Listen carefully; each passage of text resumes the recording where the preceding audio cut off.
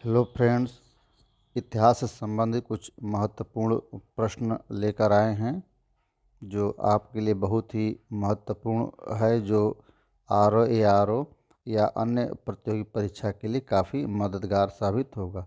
चलिए हम सीधे आते हैं इतिहास से संबंधित कुछ महत्वपूर्ण प्रश्न पर। नंबर 1 है, बुद्ध के पूर्व जन्म पर आधारित कथा कहाँ पर मिलता है? तो इसका जो है कहाँ जानकारी हमको है? इसकी जानकारी हमको जातक ग्रंथों में मिलती है। तो जातक ग्रंथ जो महात्मा बुद्ध के पूर्व जन्म से संबंधित ग्रंथ है, तो ये जातक ग्रंथ है। चलिए आगे देखते हैं। महात्मा बुद्ध के बचपन का नाम क्या था? तो महात्मा बुद्ध के बचपन का नाम सिद्धार्थ था। नेक्स्ट देखिए, महात्मा बुद्ध के पिता का नाम क्या था? तो महात्मा बुद्ध के पिता का नाम शुद्धोधन था। आगे आगे देखते हैं, महात्मा बुद्ध की माता का नाम क्या था? तो महात्मा बुद्ध की माता का नाम महामाया था। आगे देखते हैं, महात्मा बुद्ध किस कुल या वंश के थे? तो महात्मा बुद्ध कपिलवस्तु के शाक्य कुल के थे। आगे देखिए, महात्मा बुद्ध की पत्नी कौन थी? तो महात्मा बुद्ध की पत्नी यशोधरा थी। नेक्स्ट, महात्मा बुद्ध के जन्म का अभिलेखीय प्रमाण किस अभिलेख में मिलता है? तो महात्मा बुद्ध के जन्म का अभिलेखीय प्रमाण मौर्य शासक अशोक के रुमिनदेई अभिलेख में मिलता है। और रुमिनदेई अभिलेख कहाँ पर? ये नेपाल में पड़ता है। नेक्स्ट देखिए, सारनाथ का प्राचीनतम नाम क्या है? सारनाथ का प्राचीनतम नाम क्या है? यह है ऋषि पत्तन है। अगला देखिए, महात्मा बुद्ध को ज्ञान प्राप्त किस वृक्ष के नीचे हुआ था? तो महात्मा बुद्ध को पीपल वृक्ष अर्थात बोधि वृक्ष के नीचे ज्ञान की प्राप्ति हुई थी।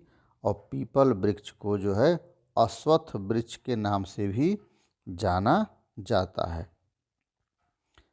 आगे देखिए, महात्मा बुद्ध को ज्ञान प्राप्त कहाँ हुआ था? तो महात्मा बुद्ध को ज्ञान की प्राप्ति बोधगया में हुआ था। आगे देखिए, शयन मुद्रा में बुद्ध की प्राचीनतम मूर्ति कहाँ से मिली है? बहुत ही इम्पॉर्टेंट प्रश्न है, अक्सर एग्जाम में पूछा जाता है। तो शयन मुद्रा में बुद्ध की जो प्राचीनतम मूर्ति है वह कुशीनगर से मिली है। आगे देखते हैं, प्रथम बौद्ध संगीत के अध्यक्ष कौन थे? तो प्रथम बौद्ध संगीत के अध्यक्ष जो थे महाकश्यप थे। आगे देखिए, द्वितीय बौद्ध संगीत के अध्यक्ष कौन थे? तो द्वितीय बौद्ध संगीत के अध्यक्ष जो है साबक मीर थे। नेक्स्ट देखते हैं, तृतीय बौद्ध संगीत के अध्यक्ष कौन थे? तो तृतीय बौद्ध संगीत के अध्यक्ष जो थे वो मोगालीपुत्र तिस्स थे। और तीसरा अधिवेशन पाटलिपुत्र में हुआ था। कहाँ पर हुआ था? यह जो है पाटलिपुत्र में हुआ था।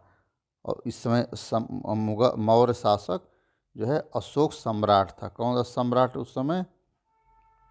अशोक। ये भी एग्जाम में पूछा जाता है कि तृतीय बौद्ध संगीत किसके शासन काल में हुआ था? तो मौर्य सम्राट अशोक के समय में हुआ था। कहाँ पर हुआ था? तो पाटलिपुत्र में हुआ था।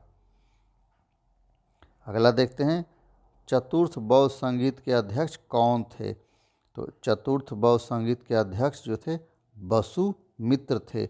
और अक्सर ये भी पूछा जाता है एग्जाम में कि चतुर्थ बौद्ध संगीत कहाँ हुआ था और किसके शासन काल में हुआ था?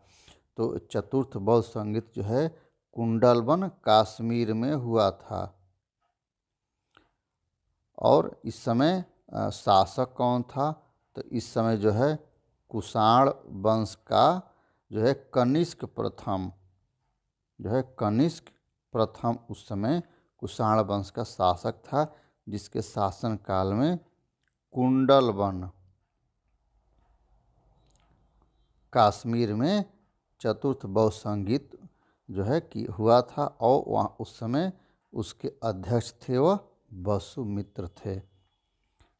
चलिए आगे देखते हैं।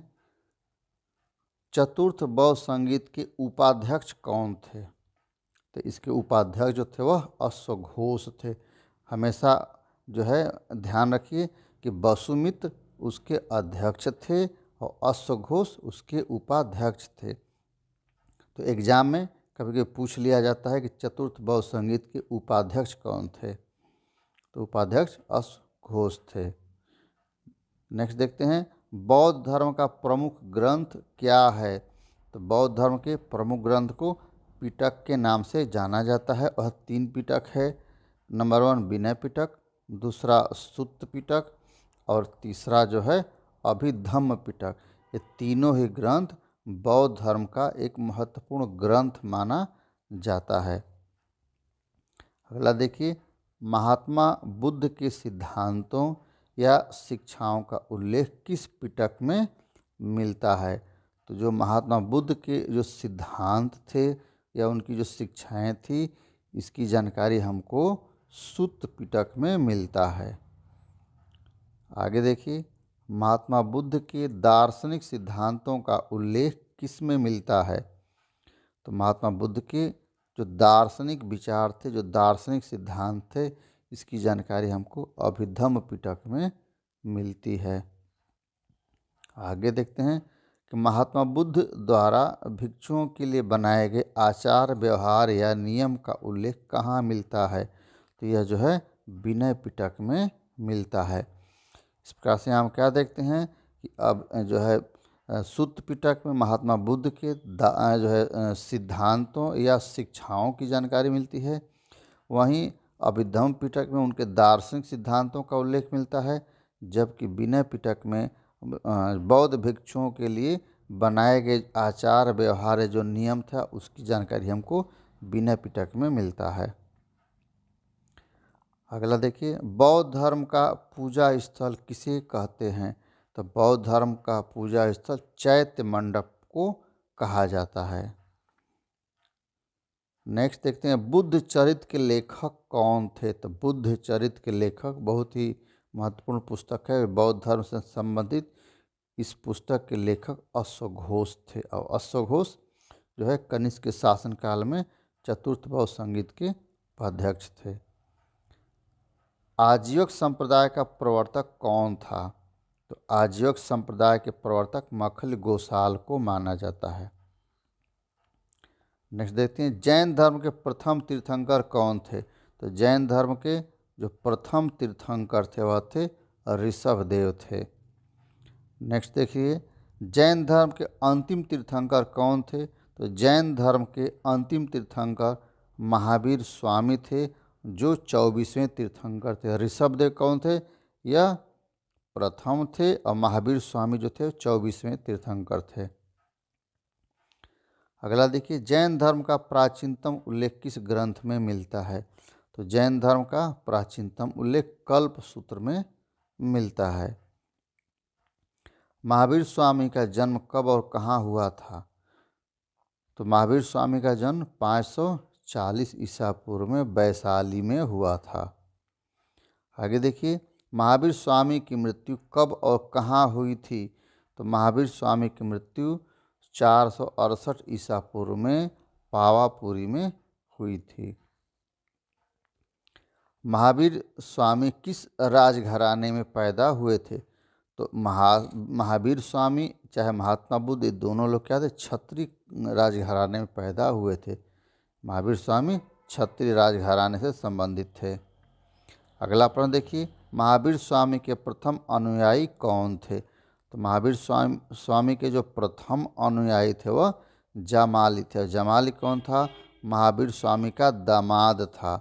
महावीर स्वामी की पुत्री जो थी प्रियदर्शनी, उससे इसकी शादी हुई थी और जमाली ही महावीर स्वामी के विचारों का आगे चल करके प्रथम विरोधी बन गया। प्रथम अनुयायी यही था, यही महावीर स्वामी के विचारों से अलग भी हो गया था। अगला प्रश्न देखते हैं, महावीर और बुद्ध दोनों किसके शासनकाल में हुए थे? तो महावीर और महात्मा बुद्ध जो थे ये दोनों जो है बिंबिसार के शासनकाल में हुए थे। बिंबिसार कौन था? यह हर्यक वंश का राजा था। बिंबिसार हर्यक वंश का राजा था और इनके ही शासनकाल में महावीर स्वामी और महात्मा बुद्ध दोनों जो है हुए थे।